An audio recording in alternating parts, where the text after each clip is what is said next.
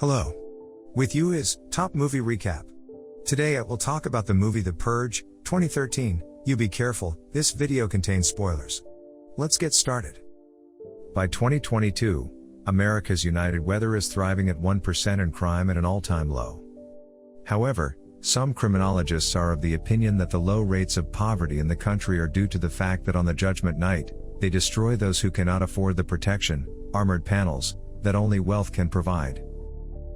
James Sandin, a salesman for such security systems, and his family, his wife Mary and their children, Charlie and Zoe. Due to his profession, he did not feel the possession of wealth in the purge, because he was satisfied with his life. On the evening before the purge begins, Zoe Sandin regretfully says goodbye to her boyfriend Henry, having to sneak into her house through the window. James does not allow them to meet, since Henry is older than her. Mary meets friendly neighbor Grace Farron, who treats her neighbors to cookies. Grace tells Mary that there are rumors that the Sandins are wealthy on their neighbors.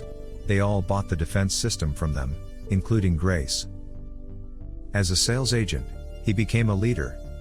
At parting, Grace says that this year she will not tire herself with a party at the house. This is how she and her friends wait out the Judgment Night. However, through French time, James and Mary spot Grace's neighbors on CCTV cameras. In English time, after the beginning of the purge, Charlie notices a black man come running in their freedom and beg to save him.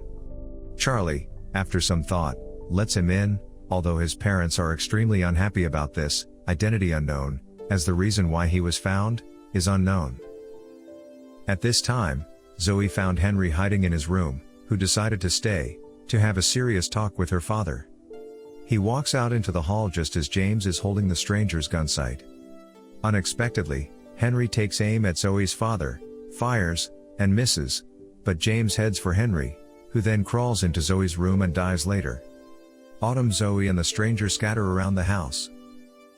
Mary and Charlie lock themselves in the control room, while the daughter and the stranger look for the letter. A few minutes later, a group of visiting students in grinning masks arrive, and their polite leader informs the Sandins that they are the ones who kill various scum of society on the Judgment Night, and that the person who is hiding in their house is nothing more than a homeless pig. He issues an ultimatum to the family: either the Sandins give them the stranger, or in an hour they will unleash the beast on them. James admits to his wife that although the Jews' security system is hacked, it is still possible. The couple goes looking for the stranger. Charlie, looking at the company walking around in front of their house waiting, imagines that he cannot go about with his parents, and with the help of his homemade robot of following, he helps the stranger find a way to close in his room's closet. However, Zoe also decided to hide in the same shelter, and the stranger takes her hostage. A fight breaks out between the stranger and James manages to non-lethally injure the stranger with a shot. Together with his wife, they bind the fugitive with tape. And the children often visited. Charlie and Mary run away, and James tries to calm Zoe, saying that in the morning everything will be fine as before, but Zoe, pointing out his treatment of the stranger, says that it will never be good like before. She also runs away, and the stranger, who is watching everyone, asks James to turn him into people on the street so as not to endanger the children. But something breaks in James, and he decides to fight back the marauders. When the time expires, the people outside are protected by a protective panel, having torn them off with chains attached to the vehicle. Armed, the spouses manage to shoot almost all the marauders.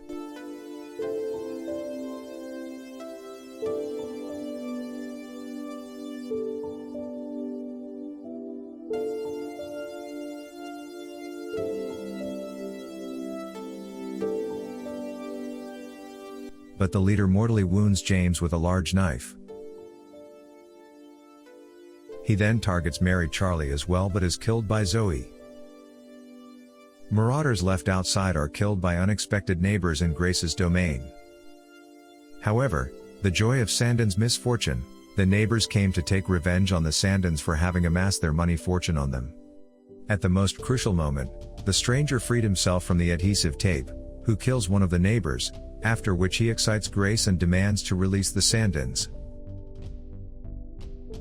When Grace is in her crosshairs, Grace asks them not to pull too, but Mary says that there will be no more football in her house, whether they are looking for neighbors or not, they will spend the rest of the time in peace and tranquility. Everyone spends the rest of the doomsday in the dining room, where Mary looks on bitterly at those she considers her friends. When Mary was left a little before 7 in the morning, Grace tries to take it from the shotgun, but she hits her with a butt in the nose and then hit her head once on the tabletop. As the end of the doomsday signal sounds, a bleeding Grace and the neighbors admit the Sandins' house. Mary thanks the stranger and he stayed. Mary herself and her children go to the front door, behind which the sounds of a siren are heard. News reports are repeated off-screen. A Los Angeles resident says that on the steps of the street, corpses fall on everyone. A resident of another city says that the local hospital refuses to admit because there is no distribution in the admissions department. In the third, it is reported that 200 people were executed at once in the square of his city, and cease to be proud of being an American. The summaries end with the message that the current judgment night was larger than the previous one, and that American citizens now have 364 of their days left before the next judgment night. Thanks for watching. Subscribe for more videos of this kind. See you on the internet. Bye.